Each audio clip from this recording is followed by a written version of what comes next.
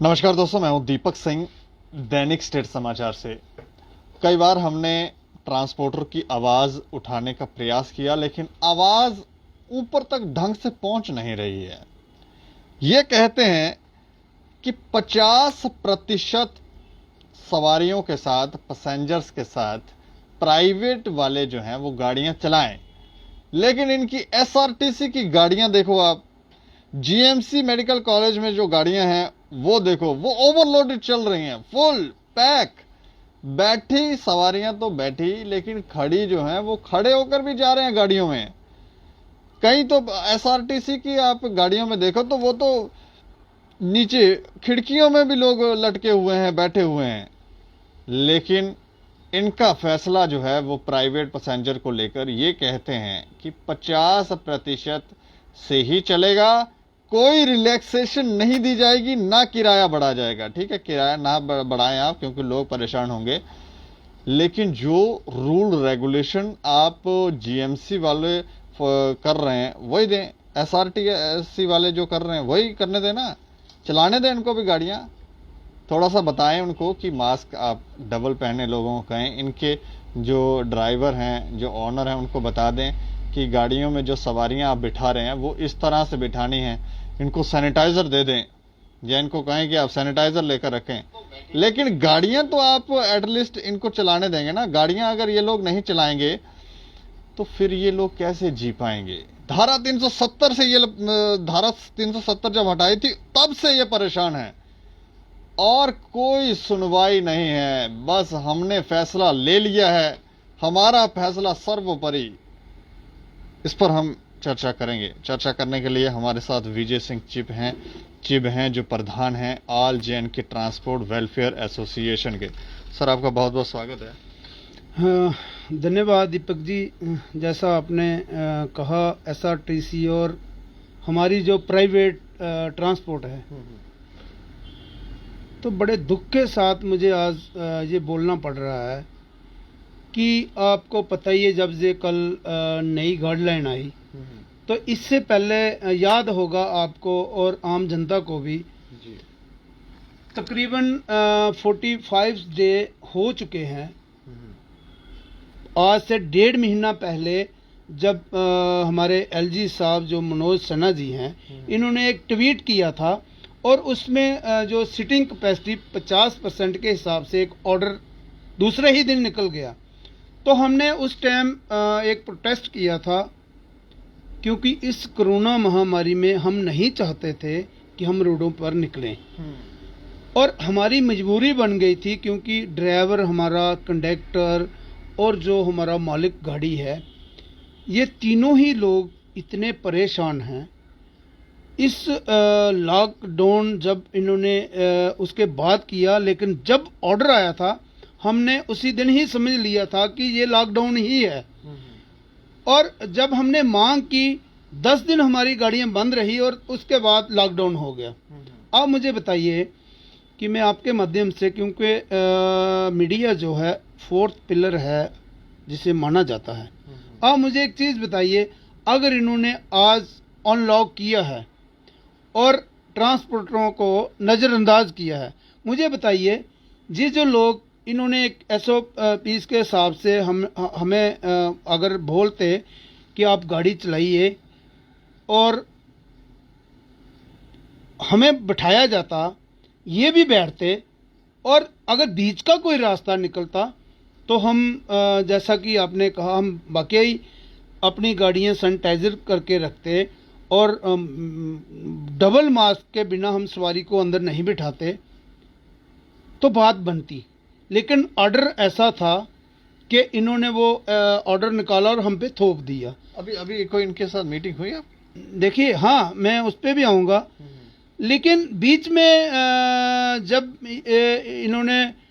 जब हमसे बात नहीं बनी तो मतलब 10 दिन के बाद लॉकडाउन हो गया। अब मुझे बताइए, आज 1.5 महीना हो चुका है, ट्रांसपोर्टर जो है टैक्स उसके चढ़ रहे हैं, और गाड़ी जो बैंक से कर्ज लिया है वो चढ़ रहा है, ड्राइवर कंडक्टर बेचारा भूखा मर रहा है, क्योंकि इतनी बड़ी हमारी ट्रांसपोर्ट है। अगर मैं खाली मेटाडोर की बात करूंगा तो 9000 गाड़ी है जो सिटी कम रूरल, ना कि बाकी वाले डिस्ट्रिक्ट। मैं जम्मू प्रोविंस की बात करता हूँ। आप मुझे बताइए, इतनी बड़ी हमारी ये ट्रांसपोर्ट है, और जो बाकी के चाहे टैक्सी है, ऑटो है, बसेस जो हैं, एक ग्रुप में तकरीबन किसी में 500 है, 600 है, 75,000 कमर्शियल व्हीकल है। मगर उसके साथ जो 3 लोग, मालिक, ड्राइवर, कंडक्टर, प्लस उसके साथ, क्योंकि आपके माध्यम से लोगों तक हमारी आवाज़ पहुंचनी चाहिए। देखिए, खाली हम 3 लोग नहीं हैं एक गाड़ी पे, इसके साथ इलेक्ट्रिशियन है, स्पेयर पार्ट्स वाला है, और मिस्त्री है, क्योंकि उनका रोजगार, आज जाइए आप नरवाल में, आप देखिए नरवाल जितना भी है वहाँ मिस्त्री लोग हैं, स्पेयर पार्ट्स वाला है। जब गाड़ी ही नहीं चलेगी तो वो बेचारे क्या करेंगे? उनकी फैमिली भी ट्रांसपोर्ट पे ही चलती है। दूसरा, मैं आज एक चीज़ आपके माध्यम से सरकार तक जरूर, मैं चाहे वो चेतावनी समझे, ये अगर सरकार ने ये जो दुकानें खोली हैं बाज़ार में, मुझे बताइए, अगर ट्रांसपोर्ट नहीं चलेगी, दूर दराज से लोग शहर में नहीं आएंगे तो वो क्या बेचेंगे? मुझे बताइए। चाहे वो रेडी वाला है, फड़ी वाला है, चाहे वो कपड़े वाला है, चाहे वो कोई भी दुकान, जितनी भी, चाहे, मैं आपके माध्यम से, क्योंकि ट्रांसपोर्ट ने हर टाइम अगर किसी को ज़रूरत पड़ी है, चाहे वो ट्रेडर है, चाहे वो चैम्बर है, चाहे वो बार है, हमने साथ दिया। क्योंकि जब ट्रांसपोर्ट बंद होती है तब जाके शहर जो है वो थम जाता है। लेकिन आज हमें ज़रूरत है, लेकिन हमारे लिए सवाए मीडिया के कोई सामने नहीं आया। एक मीडिया ही है जिसे हम 4th पिलर मानते हैं, चौथा पिलर। लेकिन मैं सल्यूट करता हूँ एज ए ट्रांसपोर्टर और ट्रांसपोर्टरों का प्रधान होने के नाते। आज हमारी कोई सुध लेने वाला नहीं है। मीटिंग हुई थी तो क्या कहा इन लोगों ने? हाँ, आज हमें बुलाया गया 1 बजे के करीब, हमारे जो ट्रांसपोर्ट कमिश्नर साहब है और आरटीओ जम्मू, तो और जो हमारे अध्यक्ष हैं वजीर साहब, हमारे चेयरमैन हैं पूरी ट्रांसपोर्ट के, ऑल J&K के। तो हमने वहाँ जितने भी हमारे ग्रुप के प्रधान थे, चाहे वो बस है, मेटाडोर है, टैक्सी है, ऑटोस है, सभी गए। लेकिन वही पुराना घिसा पिटा हुआ राग कि आप 2, 4, 5 दिन निकालिए, उसके बाद हम आपका कुछ ना कुछ करेंगे। मुझे बताइए, क्योंकि मैं आपके माध्यम से आम जनता तक भी एक बात ज़रूर पहुंचाऊंगा। किसी को पता है, जनता से मैं सवाल करूंगा कि आज भी डीजल और पेट्रोल कितना बढ़ा?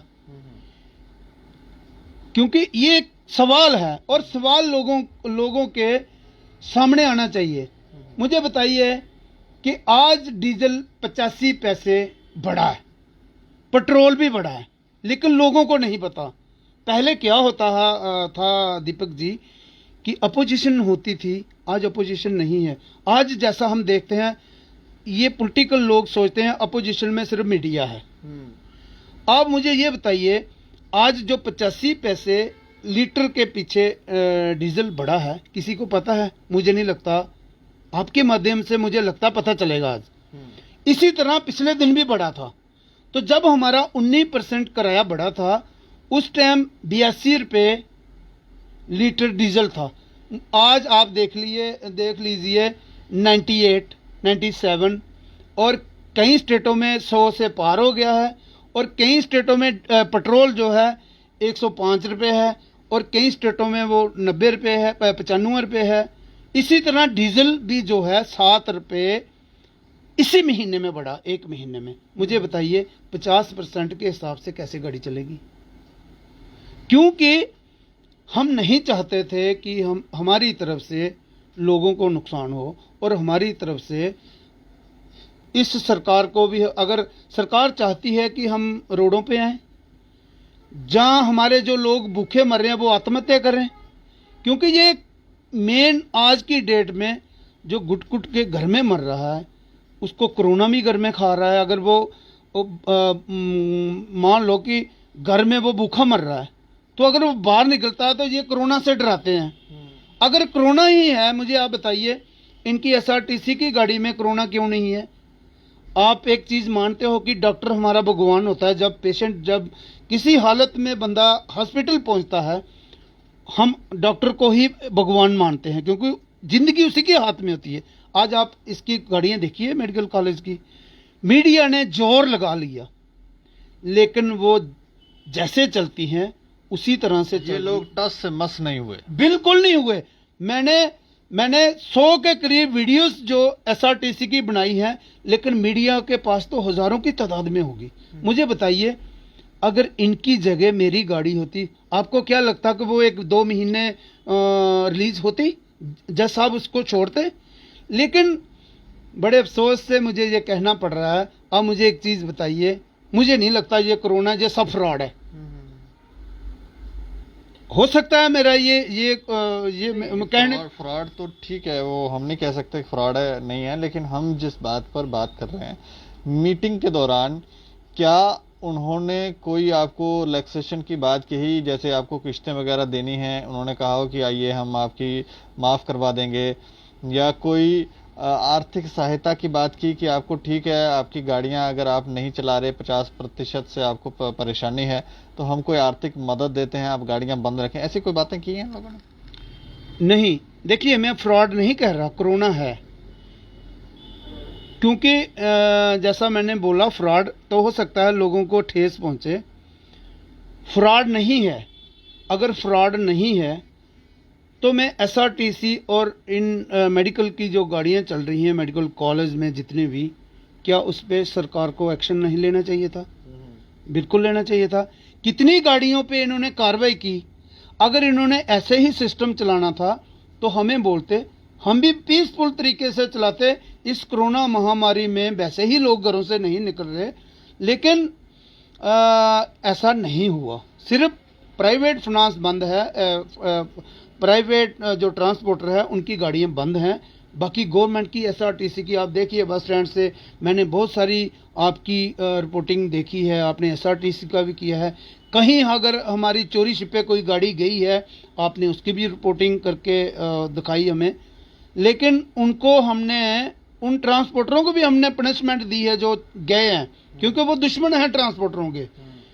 हाँ, बाकी आपने जो सवाल किया मेरे साथ कि ट्रांसपोर्टरों की जो आज हमारी मीटिंग हुई, वहाँ हमें सवाए झूठे वही सिस्टम की 10 दिन के बाद करेंगे, हम 5 दिन के बाद करेंगे, तो हमारी तरफ से कोई आर्थिक पैकेज या कुछ ऐसा नहीं। कहाँ दिया? मैं तो हमारी जो मैं अपनी तरफ ट्रांसपोर्टरों की तरफ से एक ज़रूर आपसे बात करूँगा कि हम नहीं चाहते थे कि बैंक का भी नुकसान हो, हमारा भी हो और आम जनता का भी हो। हमने डिमांड रखी है कि आप कोई ऐसा पैकेज लाइए कि जैसा कि हमारी 1.5 साल हो गया अभी गाड़ी खड़ी, आप कम से कम जो हमारी बैंक, देखिए अब अगर आज हम एक गाड़ी लेते हैं तो आपने भी अगर कोई कार ली है तो बैंक आपका 5 साल का पीरियड रख के उस पर फाइनेंस करता है। अगर आपके 5 साल में 1.5 साल गाड़ी ही नहीं चली तो कहाँ दोगे आप किस्तें वो 1.5 साल की? तो हम चाहते हैं कि वो 1.5 साल आगे पीरियड एक्सटेंड किया जाए और उसका जो इंटरेस्ट है वो माफ किया जाए। और जो हमारे ड्राइवर और कंडक्टर हैं, जैसे केजरीवाल सरकार ने, वो भी झूठी सरकार झूठी है दिल्ली में, और हमारी ये जो जेके झूठी, ये भी झूठी है। कम से कम उन्होंने 2 बार दिया, आप 1 बार ही देते। और बड़े अफसोस की बात है जो मैं आपको कहने जा रहा हूँ, पिछले 1 हफ्ते पहले गवर्नमेंट ऑफ इंडिया ने 3 करोड़ रुपया हमारी स्टेट को दिया, यूटी स्टेट को। तो आप देखिए 3 करोड़ किस बात का? 3 करोड़ इन्होंने टूरिज्म को दिया गवर्नमेंट ऑफ इंडिया ने, हमारी यूटी जे&के को। आप देखिए 3 करोड़ में, क्योंकि मीडिया से कोई छुपा नहीं है, आप सब चेक करिए। और अगर आम जनता भी सुन रही है, मैं उन तक भी बात पहुंचाऊंगा। 3 करोड़ रुपया जो आया दिल्ली से और डायरेक्ट कश्मीर में गया, उन्होंने वो शिकारा वालों को दिया, हाउस बोट को दिया। आप मुझे एक चीज बताइए, जम्मू वालों को कुछ नहीं 2 लाख रुपया दे दिया, 2 लाख रुपए दे दिया। 2,03,00,000 रुपए में से 2 लाख दिया जम्मू वालों को। ये बहुत बड़ी बात है, 2 लाख रुपए दिए इन्होंने। जम्मू वालों की औकात ही 2 लाख रुपए की है।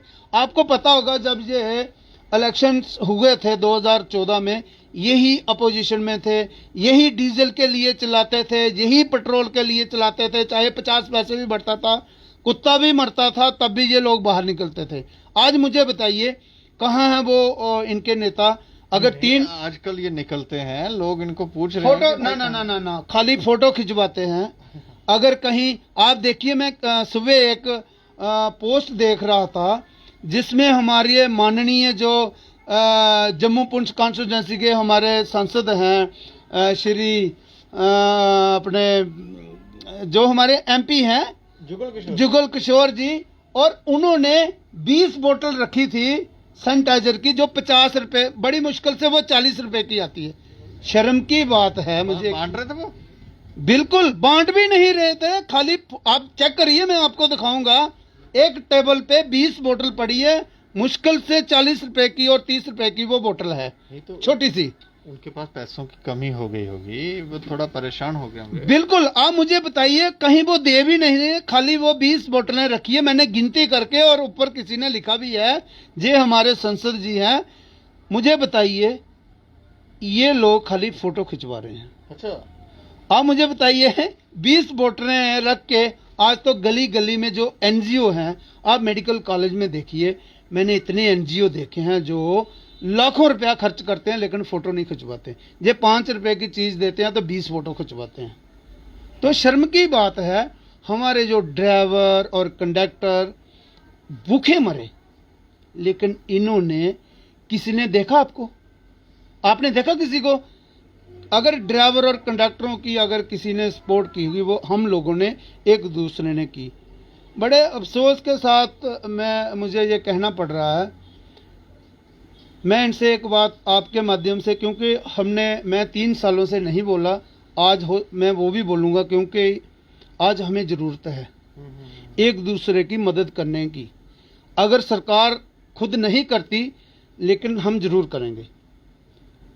जनाब, आज से 3 साल पहले 2018 में पीएम साहब की एक रैली हुई, जिसमें हमारे माननीय प्रधानमंत्री ने इनॉग्रेशन की, जो एम्स रखा यहाँ विजयपुर में।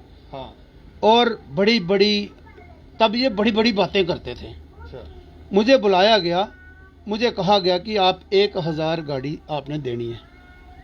मैंने कहा जनाब, गाड़ी तो जरूर मिलेगी।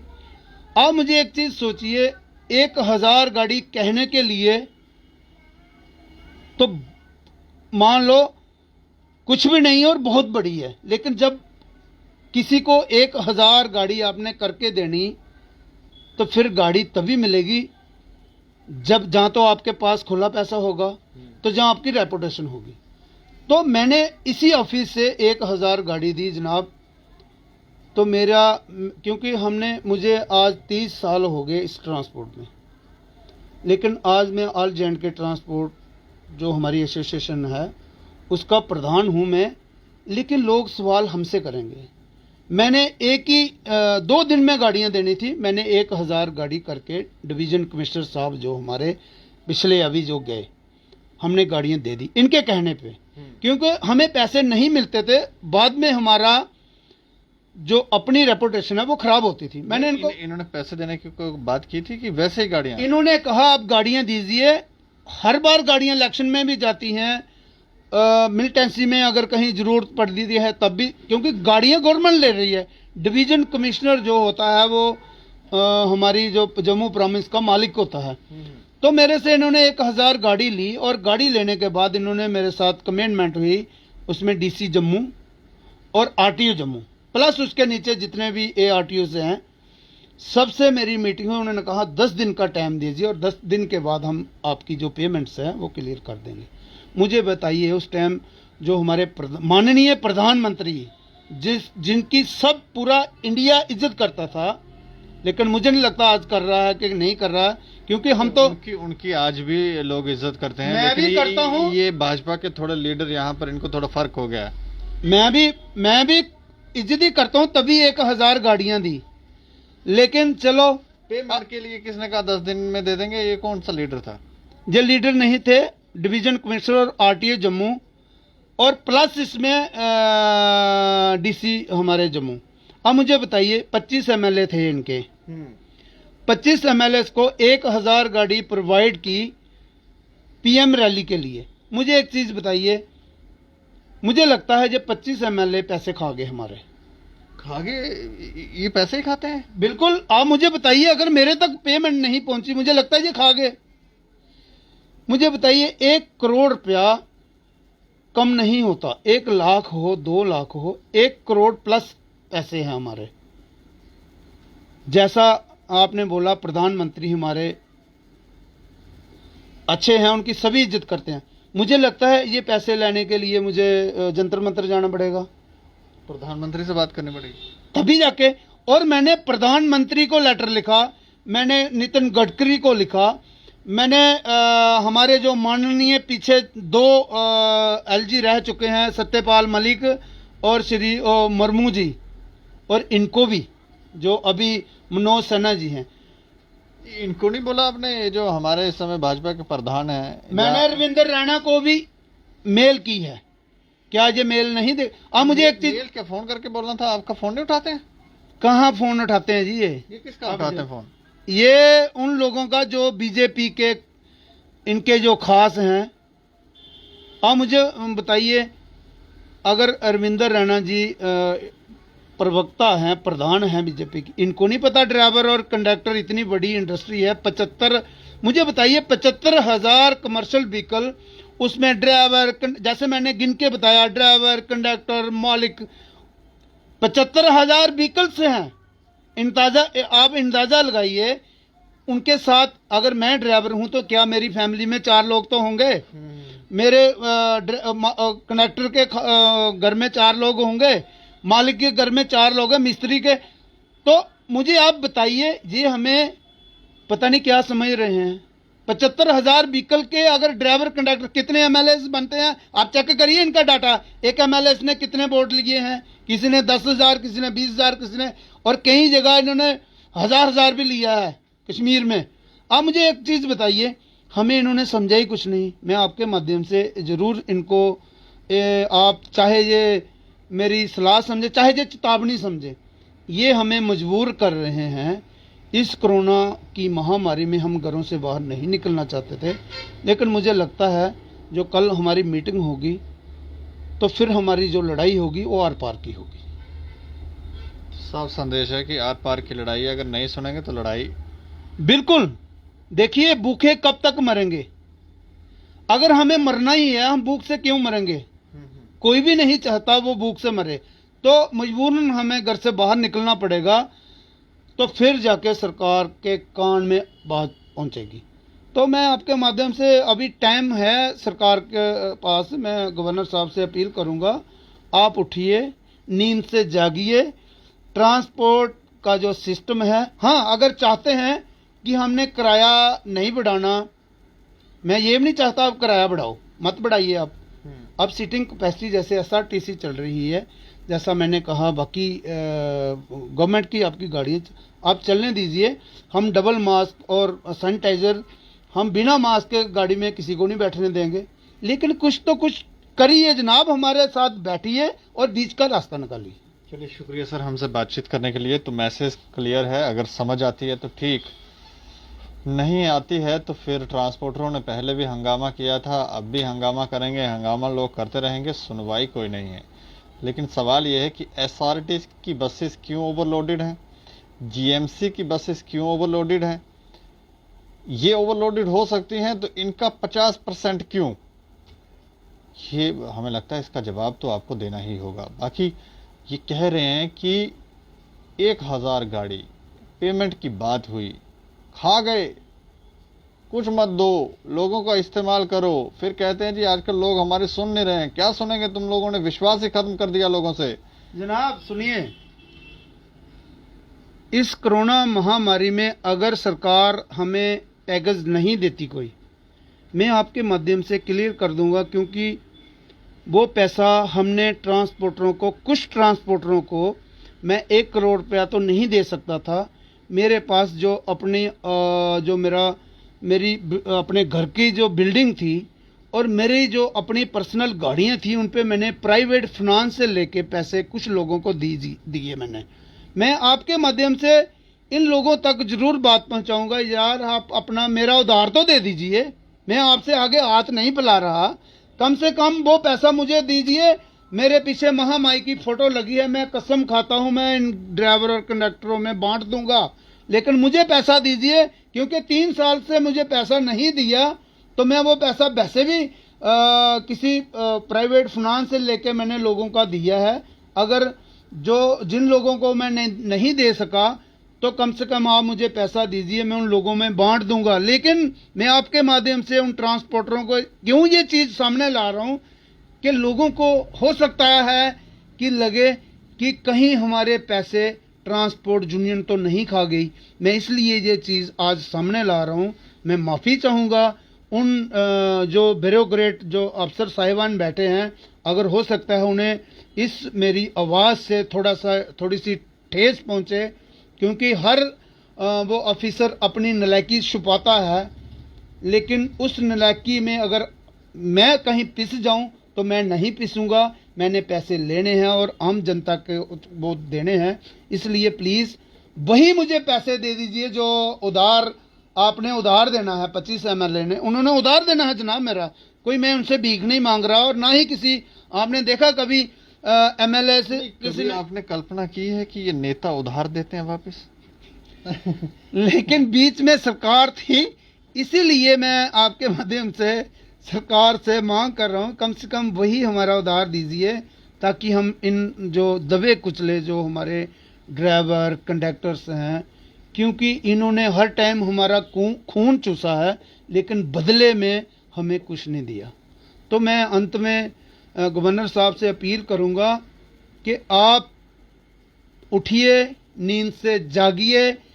कल अगर यही लोग सड़कों पे आएंगे तो आपके लिए ये मुसीबत बनेगी, क्योंकि हमारा जो ट्रेड है इसमें पढ़े लिखे लोग हैं, ग्रेजुएशन करके गाड़ियाँ चला रहे हैं। अगर ये इनको हम खुला छोड़ देंगे तो मुझे नहीं लगता कि आप इनको नौकरी दे पाएँ। पढ़े लिखे ग्रेजुएशन करके ट्रांसपोर्ट ड्राइविंग कर रहे हैं, प्लीज़ हमारी तरफ ध्यान दीजिए। माफ़ी चाहूँगा अगर कुछ हमने बीच में, अगर आपको हमारे सवाल कड़वे भी लगे होंगे, लेकिन वो हमारी मजबूरी है। 3 साल यहाँ अगर हम किसी किराने की दुकान पे कोई 2 किलो राशन लेने जाते हैं तो 5 दिन के बाद वो हमारे कपड़े उतार देता है। तो आप ये देखिए कि 3 साल के बाद ये हमने अपनी डिमांड जो हमारा पेंडिंग पेमेंट्स है वो हमें दीजिए, और ऐसा ना हो कि कल हमें इसके बाद हमें इसके लिए रैली निकालनी पड़े और जंतर मंतर पे जाना पड़े, ताकि जब जंतर मंतर पे जाएंगे तो पूरा भारत देखेगा। अभी तो आप ही लोग देख रहे हैं। नमस्कार और धन्यवाद। शुक्रिया सर। और खा जाओ पैसे, क्या करोगे, इतनी भी भूख हमने देखी नहीं है। पता नहीं क्या हो गया इन नेताओं को। लेकिन बात यह है कि अगर आपको ट्रांसपोर्ट में कोई छूट नहीं देनी है, 50% से ही आप चलाना चाहते हैं, ये नहीं चलाएंगे, तो कोई आर्थिक पैकेज दीजिए, कुछ कीजिए इनके लिए, कुछ पैसा वैसा दीजिए, इनकी किस्तें माफ़ करवाइए। कब तक परेशान करेंगे आप लोग? बाकी आप लोग राय रख सकते हैं और देखते हैं दैनिक स्टेट समाचार। मुझे और मेरे सहयोगी अरुण डोगरा को दें इजाज़त। नमस्कार।